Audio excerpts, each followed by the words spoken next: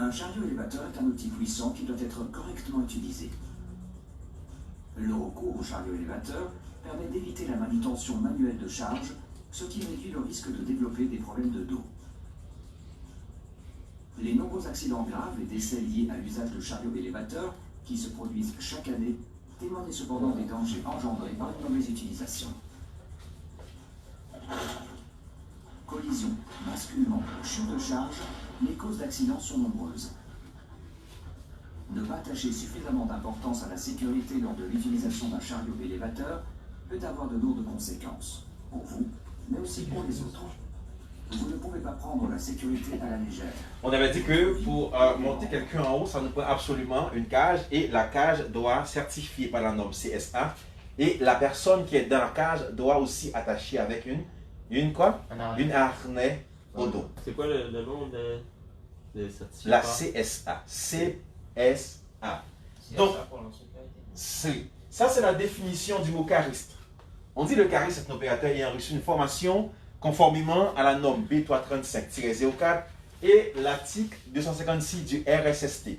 Et aussi est autorisé par son employeur à conduire un tracteur électrique et à combustion. Mais deuxièmement, son rôle, c'est d'avoir une attitude préventive et des comportements sécuritaires. Ça, c'est la définition du terme ou du mot cariste. Le cariste, c'est celui qui conduit un chariot élévateur. Alors, selon l'article 256 du RSST, est-ce qu'avoir une 4 cariste, ça vous donne le droit automatiquement de conduire de la compagnie? Non.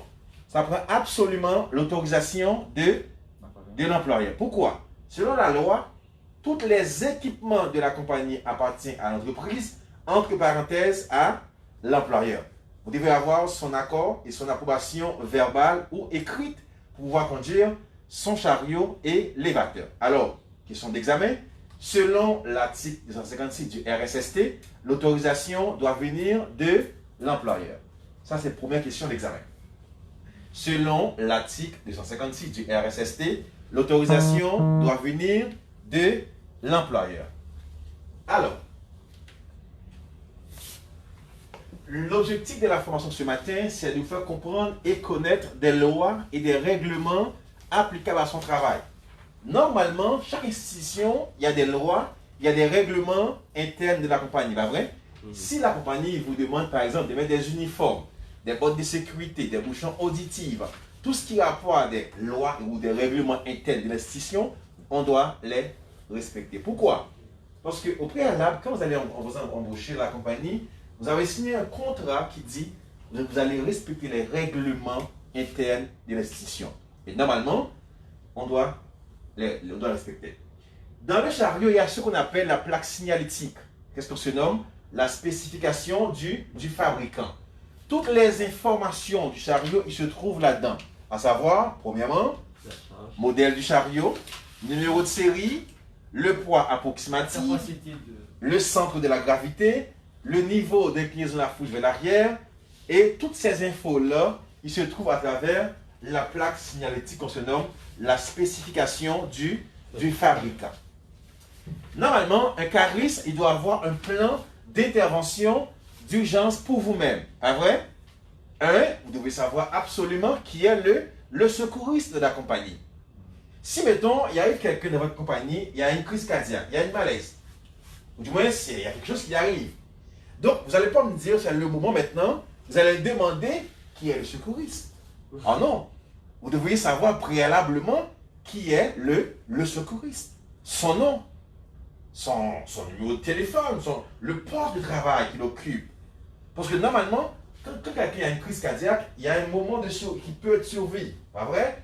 Donc, ce moment-là, vous n'allez pas me dire que vous allez prendre ce temps-là pour chercher maintenant qui est le secouriste. Donc, d'abord, vous devez savoir préalablement qui est le secouriste. Mettons s'il y a le feu de la compagnie.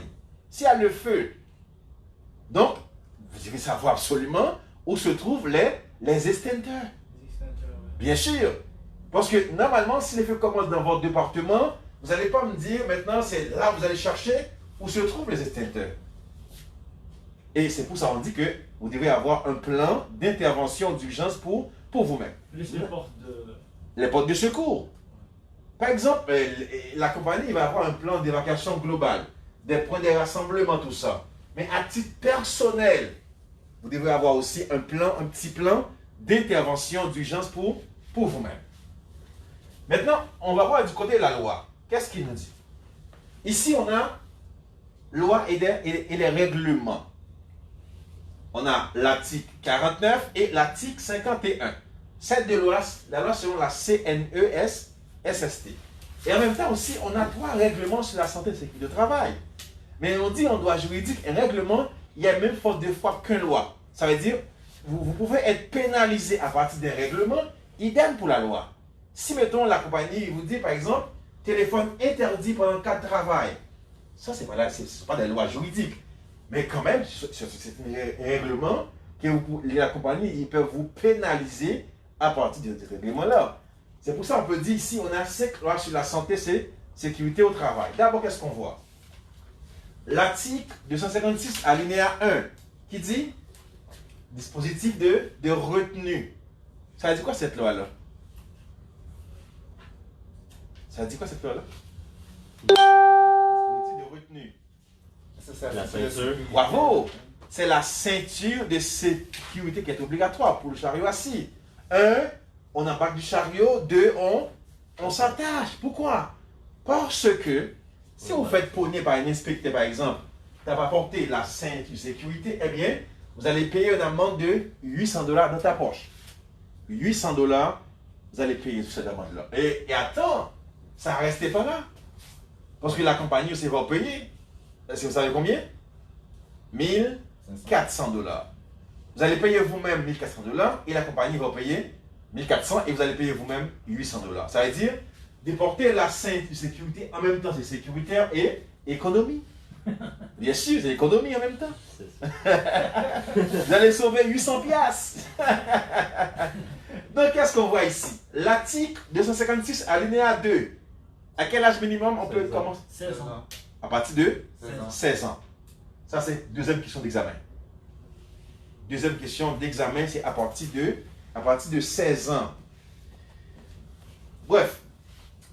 L'article 256, alinéa 3, qui vous donne une obligation à la formation. Cette loi-là, il vous exige d'abord de suivre une formation pour pouvoir conduire en chariot et élévateur. Par exemple, si, mettons, je vais vous dire aussi, votre permis de conduire, il n'est pas lié automatiquement à le permis de chariot et élévateur.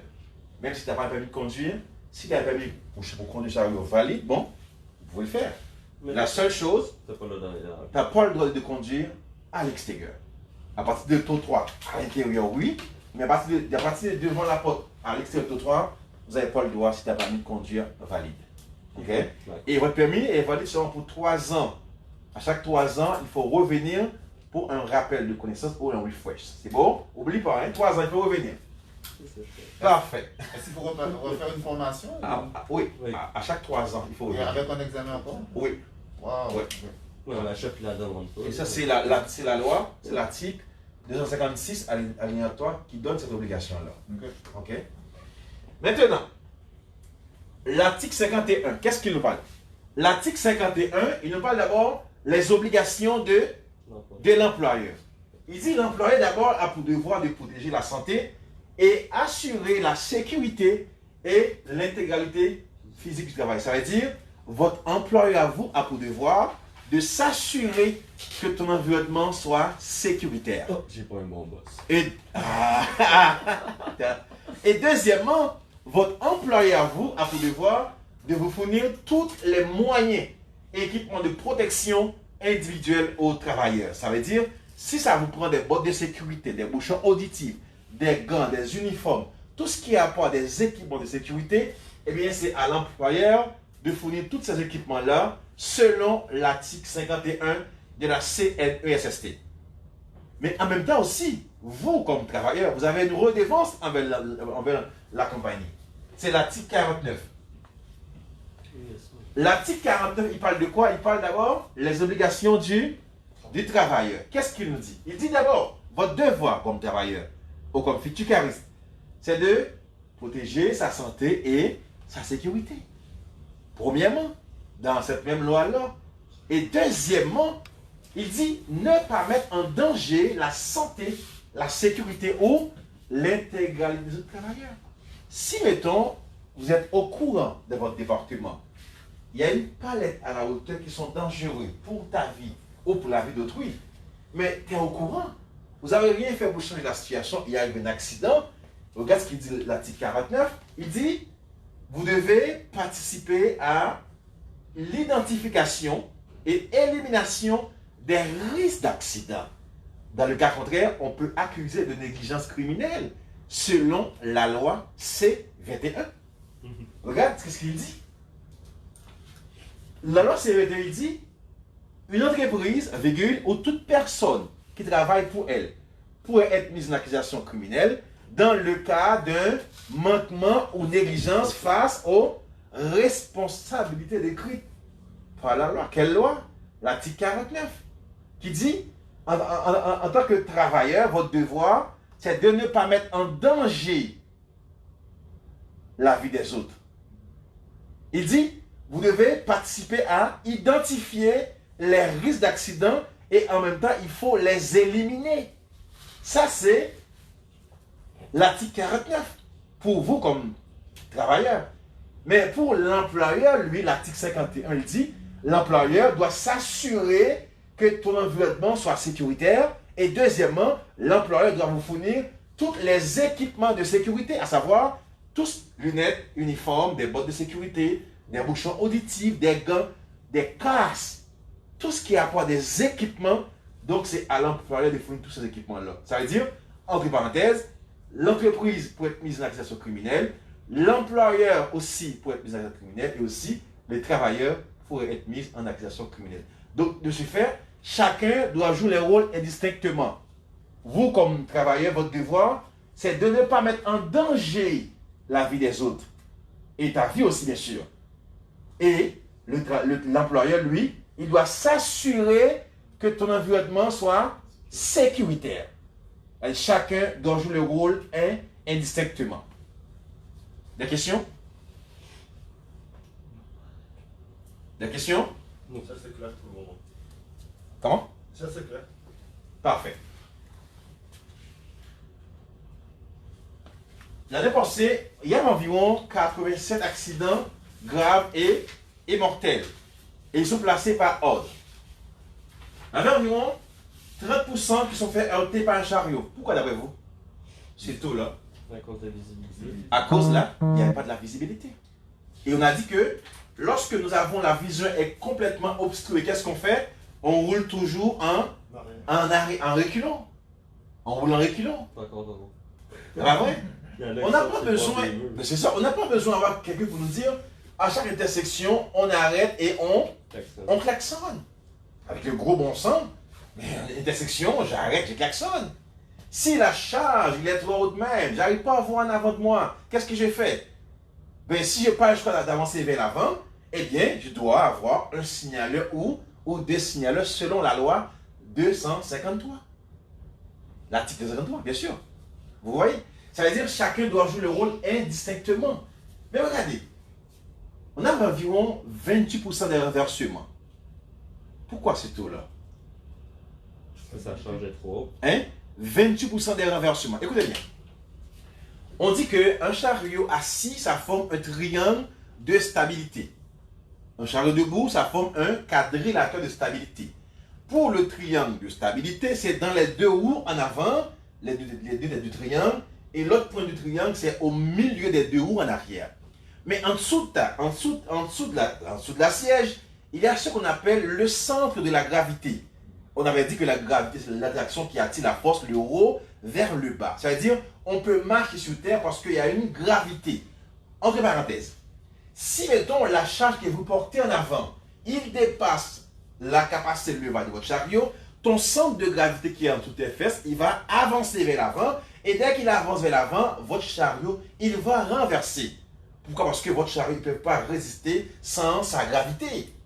C'est pour cela le contrepoids en arrière, il doit être toujours supérieur à la charge qui est vers l'avant. Si, mettons, vous voyez dans la plaque signalétique, ça mentionne que votre capacité de levage est de 15 000 livres. Mais lorsqu'on parle de 15 000 livres, c'est à la hauteur minimale. C'est la hauteur au sol, on le peut sur cette capacité-là. Parce que lorsqu'on monte à la hauteur, la capacité de levage, qu'est-ce qu'il fait? Il diminue. Si, mettons, on peut soulever 10 livres à hauteur de 15 pouces, mais lorsqu'on monte à la hauteur de 190 pouces au sol, le 10 livres qui est là, ça peut changer environ à 5 à 4 livres, ça dépend. Pourquoi? Parce que lorsqu'on monte à la hauteur, votre capacité de levage, qu'est-ce qu'il fait? Il diminue.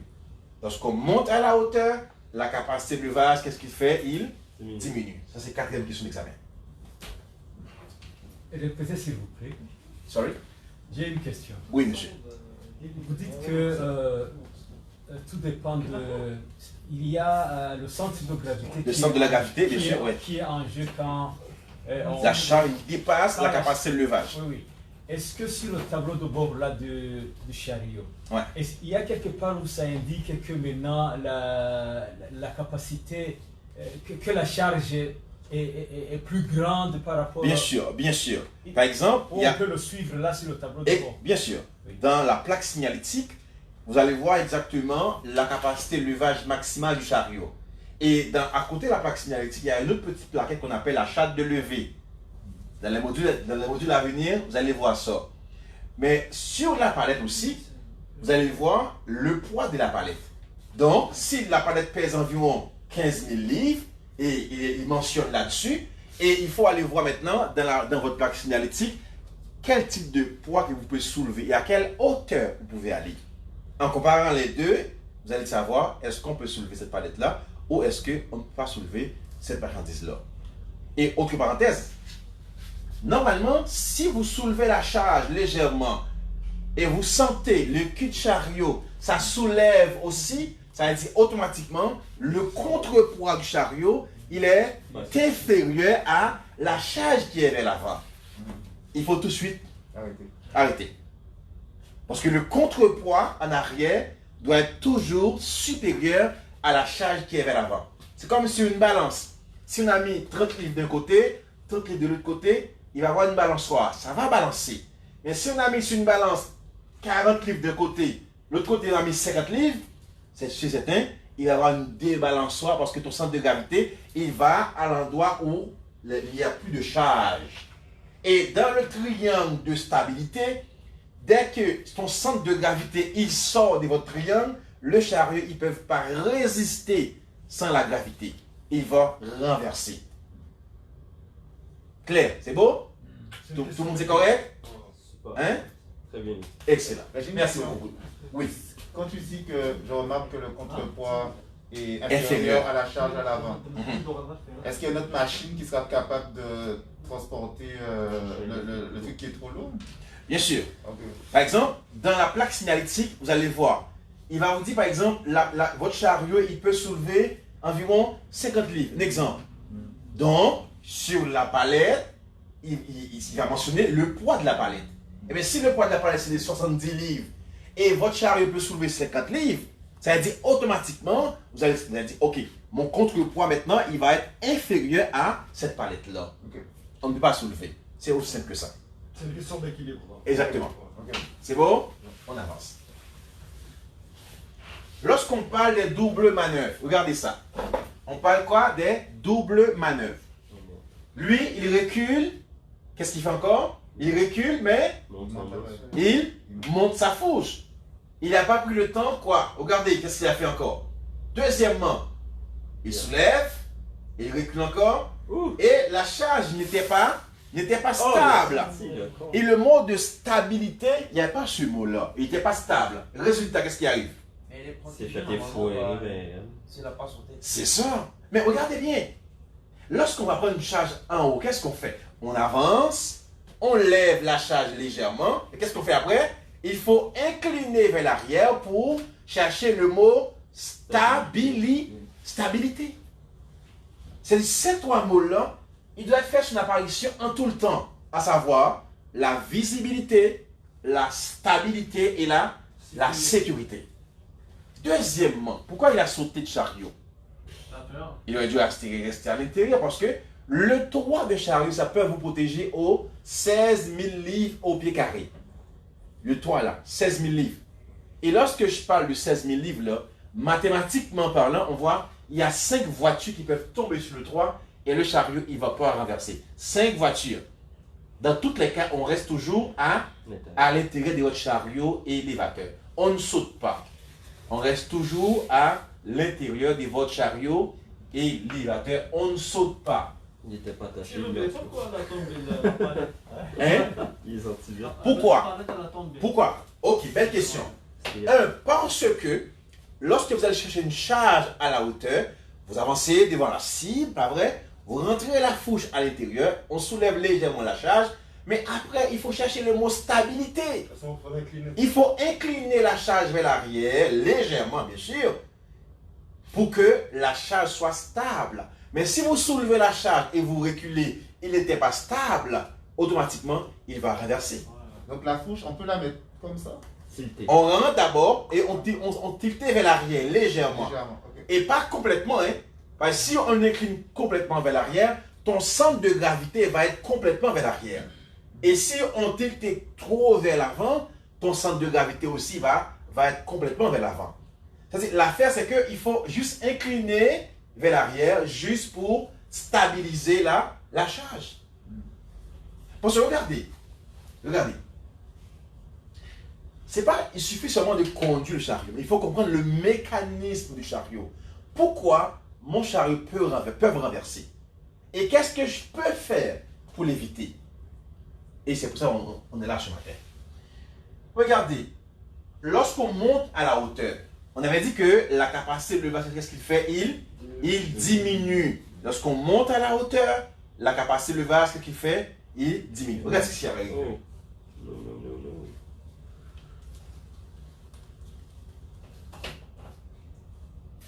Oh. Regardez. Non, puis t'es pas attaché. Pourquoi, d'après vous, il y a eu cet accident-là? Il a reculé, mais il n'a pas descendu sa charge. C'est ça. Il a reculé, mais il n'a pas pris le temps de descendre la charge. Parce qu'il aurait descendu, il aurait juste fait. Parce que regarde ce qui arrive.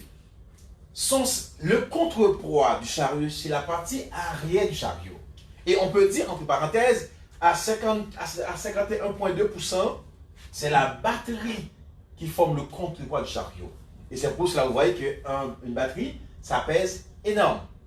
Si, mettons, la partie ici, qui est le contrepoids, il est inférieur à la charge, automatiquement, ton centre de gravité, il va avancer vers l'avant. Et dès qu'il sort de votre quadrilateur, et le chariot, il va piquer des nez. Il aurait dû tout de suite descendre sa charge, parce que lorsqu'on monte à la hauteur, votre capacité de levasse, c'est ce qu'il fait, il diminue. J'ai une question. Oui, monsieur. Si, quand il était proche du beau camion bleu là-bas, il avait commencé à le descendre, est-ce que l'arrière de son... Non, ça n'arrivait pas. Non. C'est exactement ce qu'il aurait dû faire. Ok. Arriver ici, dans la charge, reculer légèrement pour faire l'espace, et automatiquement qu'il y a l'espace pour descendre la charge, il aurait dû descendre sa charge à la hauteur de 10 pouces au sol. Ok. Peu importe le chariot, il est vide ou il est chargé, on roule à la hauteur de 10 pouces au sol. T'as tué quelqu'un? Hein? Ça fait mal À cause de la cheville. Ça fait mal en salle. C'est ça, à cause de la cheville et la jambe. Oui. Si on monte la palette, c'est la capacité du chariot qui diminue. C'est pas? Oui, lorsqu'on monte encore plus haut la charge, la capacité de chariot, il diminue. Le contre. Ça change. Ouais. D'autres questions? Théo, continue? Yes. Parfait. Ok, regardez. Problème de communication. Étonnant. Problème de communication.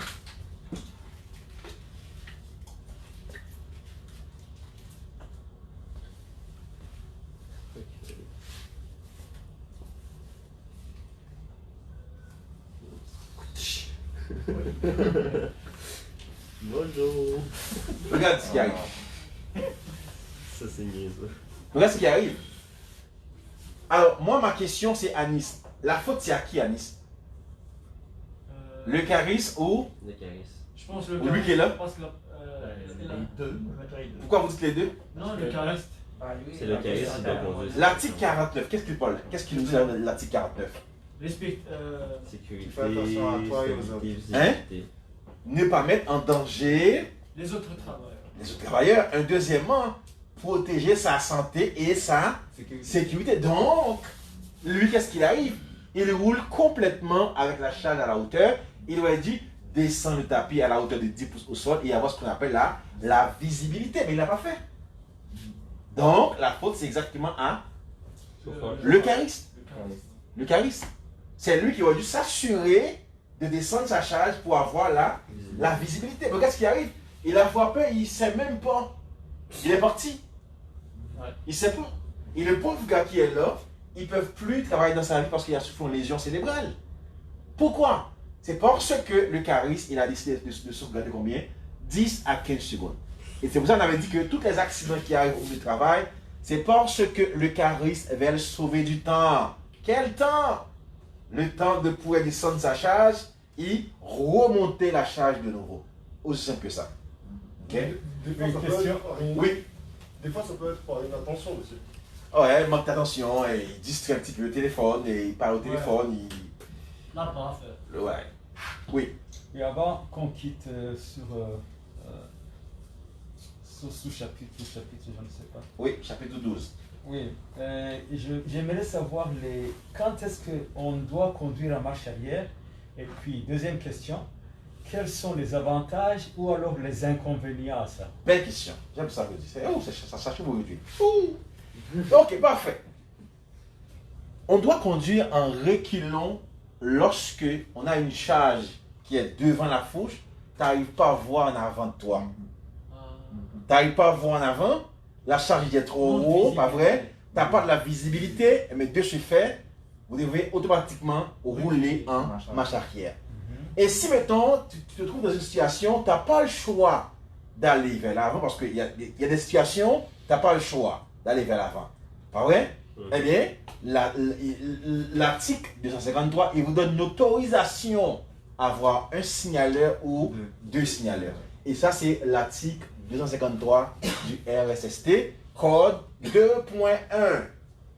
L'article 253. Donc, j'utilise des signaleurs pour avancer à l'avant dans une situation particulière. Oui, tu n'arrives pas à J'ai voir en pas avant. d'avant. Et tu n'as pas le choix d'aller vers l'avant. Vers l'avant. Ok. Qu'est-ce qu'il dit la loi? Il dit, si l'opérateur d'un appareil d'élevage a la vie obstruée lors d'une manœuvre, celui-ci doit être guidé par un ou plusieurs signaleurs. L'article 253 C'est du une question RSST. quoi? Hein? Une question dans l'examen ça? Non, Non. à titre de connaissance. Ok, regardez. Non, On avait dit qu'on n'a pas le droit. Non, il y a une question là. D'autres questions? Ok. J'ai dit, quels sont maintenant les inconvénients? Parce que je pense qu'il peut... Les inconvénients, c'est quoi? Par exemple, premièrement, si, mettons, en allant avec la charge qui est vers l'avant, vous avancez vers l'avant, s'il y a quelqu'un, un piéton qui passe devant vous, vous n'allez pas le voir en avant. Vous pouvez l'écraser. Et si vous l'écrasez, eh bien, la loi C21, il va vous pénaliser. Négligence criminelle. Puis c'est pour cela, les piétons ont priorité en tout le temps sur le cariste. Grâce par les piétons. C'est qu'il y a aussi des passages. Donc, il va y avoir souvent des lignes piétonnières et des lignes pour le cariste. Mais ça peut arriver aussi des fois, le piéton, il passe devant vous. Oui. Il parle au téléphone, il passe en dessous de ta charge. C'est pour cela, lorsqu'on travaille quelque part, dresse une périmètre de sécurité. Hein? Il y a quelqu'un qui observe. Pas vrai? Dresse une périmètre de sécurité. Si quelqu'un passe en dessous de ta charge une première fois, eh bien, on va l'appeler comme collègue, on va lui dire, monsieur, regarde, c'est très dangereux, c'est ce que vous venez de faire là. Explique-le, peut-être ils ne savent pas. Parce que n'oublie pas, l'article 49, il vous donne le droit d'identifier les risques et il faut en même temps les éliminer avant que ça arrive. C'est vrai? L'article 49. C'est pour cela que vous avez le droit d'intervenir. Si, mettons, vous voyez votre collègue, il conduit, c'est-à-dire, bon, avec pas de prudence, il fait de la vitesse, il ne met pas la ceinture de sécurité, eh bien, l'article 49, il vous donne le droit d'approcher la personne, de dire, s'il vous plaît, mets la ceinture. Trop de vitesse, descends ta charge. Et il faut, parce qu'il dit, il faut participer à identifier tout risque et il faut les éliminer avant que ça arrive. C'est votre responsabilité. C'est bon? Notre travailleur? Oui, il faut intervenir aussi. si vous voyez qu'il y a quelque chose qui est dangereux. Ça arrive souvent, ça. Il faut intervenir. Gentiment. Vous intervenez gentiment, vous expliquez, vous parlez un petit peu, puis c'est correct, ouais. Pas je vais faire gros bruit là, gentiment avec la personne. D'autres questions? Continue.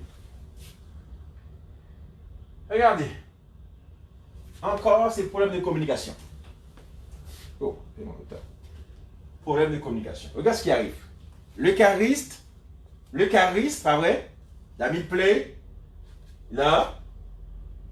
Mais dans le fond, regardez, il embarque.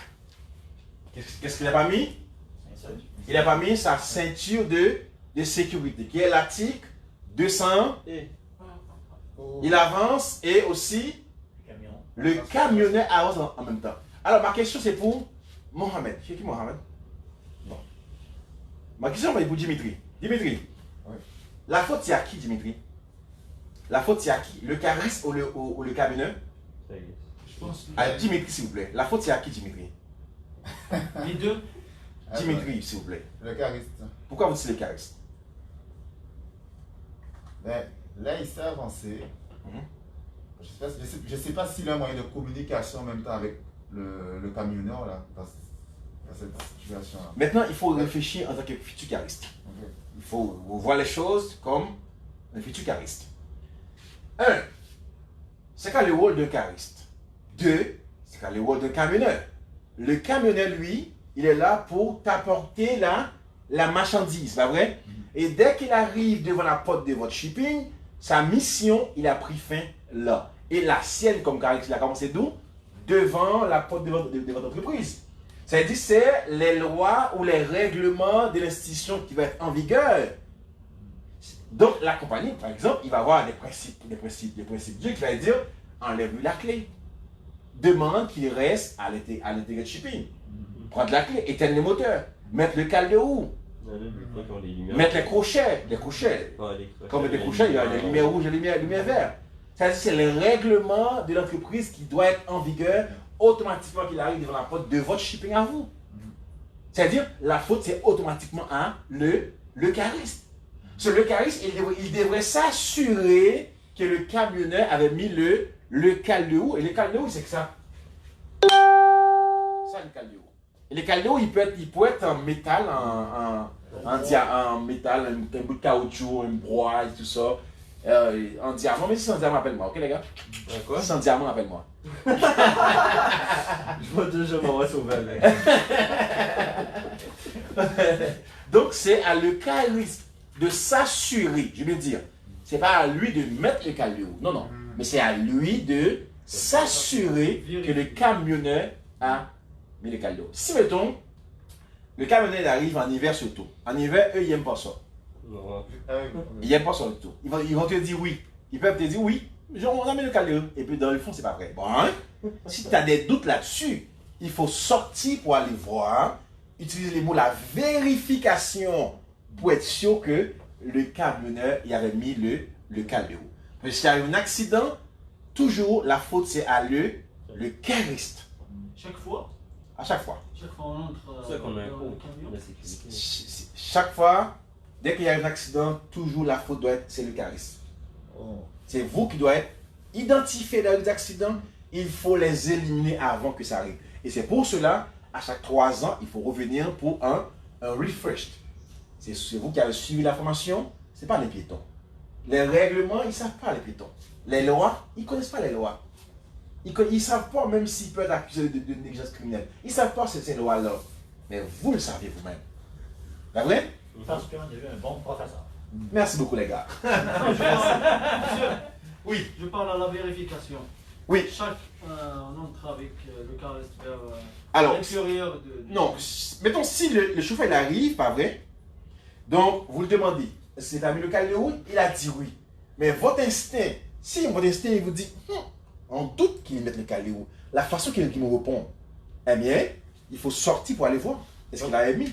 Tu sors du bâtiment de ton employeur. Oui, il doit être là, ouais. T'as le droit. Il faut sortir dehors pour aller voir, est-ce que le camionneur, il a mis les cale de route, et les cale de route, c'est ça. Vous allez mettre derrière la roue en arrière qui va empêcher que, même si vous voulez avancer, il ne va pas vouloir avancer avec ça. Ben, ça dépend des compagnies. Ouais, ça, il y en a qui c'est automatique. Il y en a, c'est Il y en a qui ont des crochets aussi. Les crochets, Ça dépend. puis la Ouais. photo, Comment ça, tu ça, appelles ça, ça, ça, les ça. enfants qui mettent par-dessus de jeu? Les play. Le play. Mais les crochets aussi, Ouais. c'est un nouveau système. Ouais. C'est très bon. Il va y avoir deux lumières. La lumière rouge qui va dire il n'est pas prêt pour entrer là-dedans. La lumière verte qui va dire qu'il est prêt pour entrer. Même que le chauffeur voulait avancer, il ne va pas vouloir avancer parce que les crochets vont arriver. Des fois, les portes Ouais. ouvrent pas, c'est quand ne roule pas là. Ou le... C'est ça, c'est ça. Et c'est très important d'être toujours véatif. Parfait. Question d'examen là-dedans. Ouais. C'est A, la responsabilité, c'est toujours à le cariste de s'assurer que le camionneur a mis le caldéro. On avait dit que le caldéro, il peut être en métal, il peut être en caoutchouc, il peut être en un bout de bois, mais c'est vraiment, ça prend vraiment le caldéro.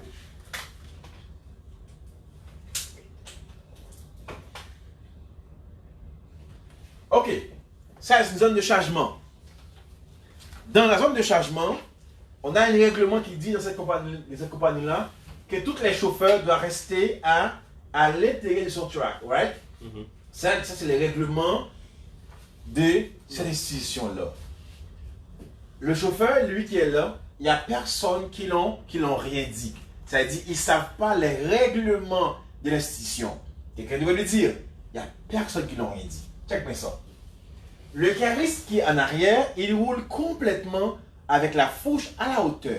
Il n'y avait pas ce qu'on appelle la visibilité. Il aurait dû aller en reculant ou avoir un signaleur ou deux signaleurs. Ça, c'est le chef d'équipe, pas vrai? Il passe à côté de lui, il l'a salué, il n'a rien dit. Pourquoi il n'a rien dit? Parce qu'il va en pause. Or, il devrait lui dire à le chauffeur, s'il vous plaît, monsieur, retourne dans ton camion. Le règlement d'ici interdit que tu sois là. Il n'a rien dit. Le cariste, encore ici, qu'est-ce qu'il fait? Hein? Visibilité. Comment? La visibilité. Il n'y avait pas la visibilité, pas vrai? Il roule complètement avec la charge à la hauteur. Il n'y avait pas ce mot-là, la visibilité à savoir. Le chauffeur qui est là, lui, Fume une cigarette. ça fait longtemps qu'il est là. Vous savez très bien. Il a fait une cigarette. Il va sortir pour aller fumer une cigarette. Check bien. Il est là, ça fait longtemps, hein? Mhm. Personne n'a rien dit. Oh, ok. Là, il déplace. Oh Il non, va aller fumer une cigarette. Et résultat, qu'est-ce qui arrive? il est mort. Qu'est-ce qui arrive? Il était écrasé avec la cigarette. Hein? Bâton de cancer. Le cariste, il a écrasé. Il a écrasé. Mais regarde l'action du cariste. Il a descendu la charge après qu'il a aperçu qu'il a écrasé quelqu'un. Donc, il a rendu compte qu'il était coupable automatiquement. Là, il voulait induire les gens qui étaient en erreur. Maintenant, il est accusé pour vouloir induire les gens qui étaient en erreur. Il était aussi accusé pour le maître du chauffeur. Il est mort. Et deuxièmement aussi, le chef d'équipe aussi est accusé. Pourquoi? Parce qu'il y a Il n'a rien pas dit. avisé. Il n'a pas avisé que le chauffeur de rester dans le camion. Ouais. Donc, la responsabilité, chacun doit jouer le rôle instinctif. Pour cela, lorsque vous allez travailler quelque part, rassurez-vous de bien lire le contrat de travail, votre tâche de responsabilité. Rassurez-vous de lire. Mais habituellement, on n'a pas le temps de lire ça. Signe ici, on signe. Signe ici, on signe. Ici, on signe. On n'a jamais lu le contrat de travail. Jamais. Ah ouais? On n'a pas le temps de lire Ça ça. va arriver. Mais le problème, c'est s'il arrive un accident maintenant, l'affaire, ça paraît devant un juge maintenant, la compagnie va se défendre, bien sûr. Il va sortir ce que vous avez signé. Votre tâche, c'était 1, 2, 3, 4, 5. Je n'étais pas au courant de ça. Ah ouais? Vous avez signé un contrat et n'étiez pas au courant de votre tâche de responsabilité. Prenez votre temps de lire bien le contrat de travail. Même que vous n'avez pas fait sur place, mais quand vous êtes chez vous, lisez-les bien. Prenez ton temps de le faire, de lire, de comprendre votre tâche de responsabilité. Ok? Vous recevez des appels, placez les commandes, ouais, rentrez les bas items, prendre des rendez-vous. Il faut vraiment connaître votre responsabilité de travail. C'est important de faire ça. Question, juste. Oui. Mettons cette situation-là, le chef d'équipe passe, puis il dit reste dans nos camions, puis on sait comment c'est, Carana, tabarnak, va sortir ce jeu. Là, ça va être seulement le cariste qui va être accusé, pas l'inspecteur. Pas lui, il a fait sa job, lui. Preuve, lui est mort, puis l'autre, il. C'est ça. Parce que vous voyez, il passe à côté, il a salué. Ouais. Il n'a rien dit. S'il avait resté parler avec lui quelques secondes, Ouais. ça c'est pour se défendre, hein. Ouais. Il a rien dit, mais il a fait comme ça. Il est parti. Et si là, avec de vous, insistez qu'il rentre dans son camion, c'est ce qui va passer ici là. Carré, c'est tout le temps responsable. Le chauffeur, il ne peut pas le sortir. Mais il y a un mot d'être là.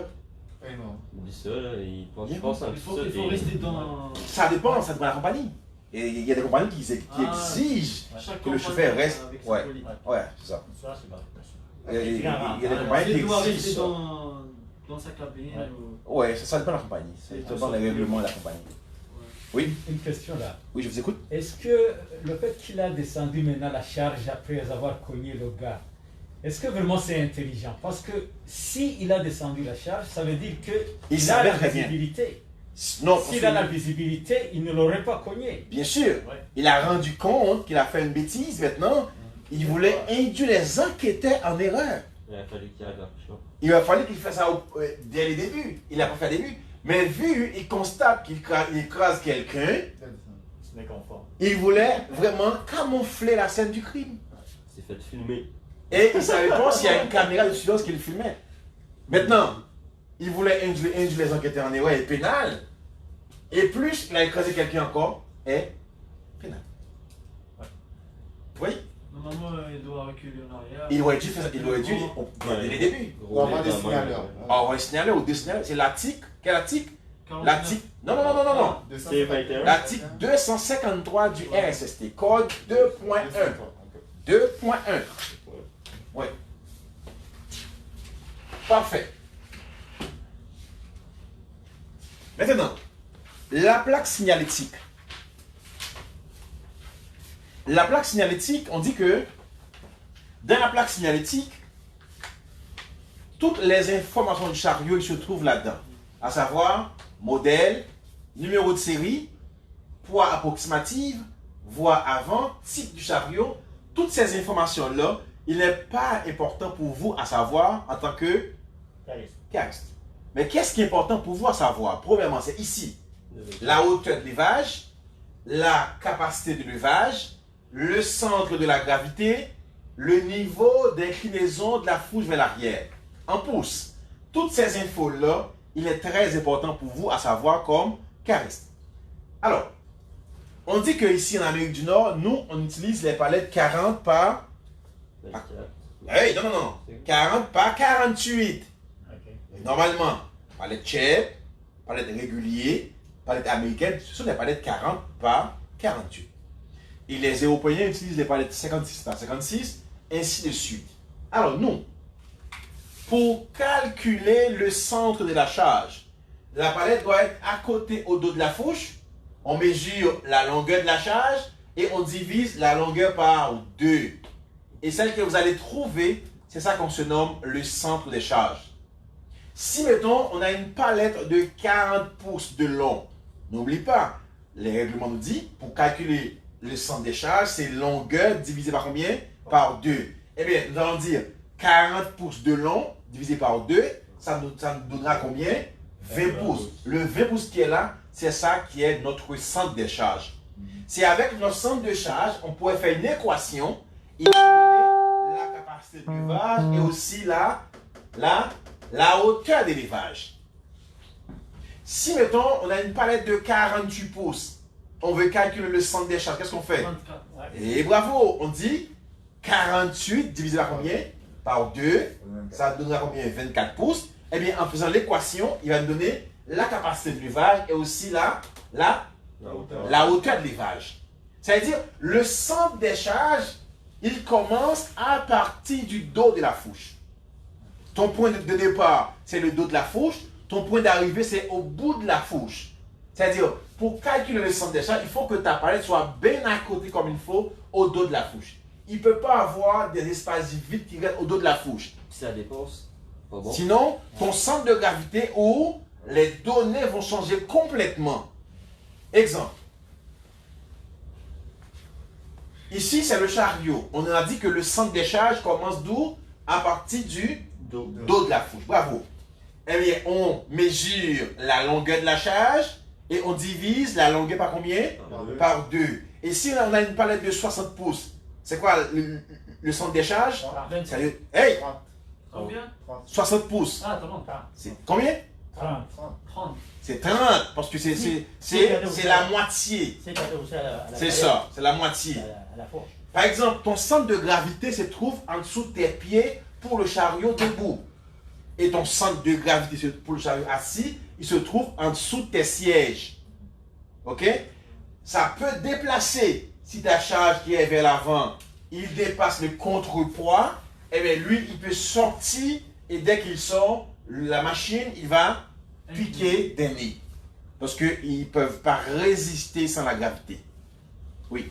Si par exemple ta palette se trouve en hauteur, Mhm. comment j'ai fait pour savoir si elle fait 40 ou 60 pouces? Mais pour le monter à la hauteur, il faut le prendre quelque part. Non, mais ma palette se trouve déjà en hauteur. Et moi, on me dit d'aller la chercher. Je ne sais pas c'est quoi ces dimensions. Eh bien, bah, pas de problème, on le prend, on le descend. Et si on veut calculer le centre des charges, on va mesurer la palette de long et on va diviser la longueur par 2. Mais lui, ce qu'il veut dire, il ne sait pas si son gravité de charge est bonne, c'est ça que tu veux dire? Non, parce que disons que j'ai une palette qui fait 70 pouces. De long. Qui fait 70 pouces de long, mais moi je ne sais pas. Il est en haut. Elle est en haut. Donc j'ai fait que venir, la récupérer et là, il n'y aura pas un débalancement quelque part. Ok, parfait. Maintenant, qu'est-ce qui arrive? La fourche doit être toujours au centre du chariot. Si la fourche il est décalée à droite ou à gauche, alors sachez-vous bien aussi, ton centre de gravité, ça déplace aussi vers le coin ou vers la sortie de votre triangle de stabilité. Si, mettons, il est en haut, on rentre la fourche, on soulève légèrement, on va sentir que le chariot, ça bouge, c'est comme ça, ça pique vers l'avant. Si ça fait ce mouvement-là, automatiquement, il faut le déposer pour prendre un autre chariot qui correspond à la charge qui est en haut. Dès qu'on lève, techniquement, si ça va comme ça, vous allez sentir que ça va vers l'avant. Ok, donc dans ce genre de situation, si c'est 80 pouces et j'ai un petit chariot qui n'est pas capable, je vais le sentir comme tu dis, Je vais et là sentir. je cherche un autre chariot Qui correspond à la charge. Ah, ok. Yes, c'est comme ça. D'autres questions? D'autres questions? Non. Non pour moi. Tout est beau? Parfait. On continue. Alors, ici, c'est la fourche, right? On dit que le centre de charge, le centre de charge, son calcul à partir du dos de la fourche. C'est l'examen, celle-là. C'est cette septième question d'examen. Le centre de charge, son calcul à partir du dos de la fourche. Mettons, le centre de charge, c'est la longueur divisée par combien? Par 2. Bravo. Mettons, on a une palette de long de 48 pouces de long, qu'est-ce qu'on fait? On dit 48 divisé par combien? Par 2. Ça va nous donner combien? 24 pouces. Le 24 pouces qui est là, c'est notre centre de charge. Mais regardez, erreur la plus commune, c'est ça. Erreur la plus commune, c'est lorsque, par exemple, vous laissez un espace de 4 pouces au dos de la fourche. Donc, qu'est-ce qui arrive maintenant pour calculer le centre de charge? Il est jamais bon.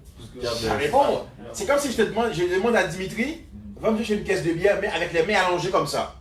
Va porter ça devant la rue, à la lumière rouge qui est devant. Vous êtes capable de faire ça? Je pense pas. Une caisse de bière avec les mains allongées comme ça. Impossible de faire ça comme ça. Mais, si je te dis, Dimitri, va m'emporter une caisse de bière à la lumière avec les bras vers l'arrière, à côté sur vous. C'est possible?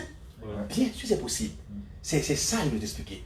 Lorsque la caisse de bière est main allongée, c'est lorsque vous n'avez pas pris le temps d'accoter la palette comme il faut, automatiquement vous perdez 100 livres le pouce de déduction. C'est-à-dire, pour le 4 pouces que vous laissez en arrière, vous venez de perdre combien? 400 livres de déduction. Si vous avez 7 pouces, ce serait combien? 700 livres, c'est 100 livres par pouce de déduction. C'est pour cela, dans tous les cas, il faut que votre palette soit accotée comme il faut au dos de la fourche.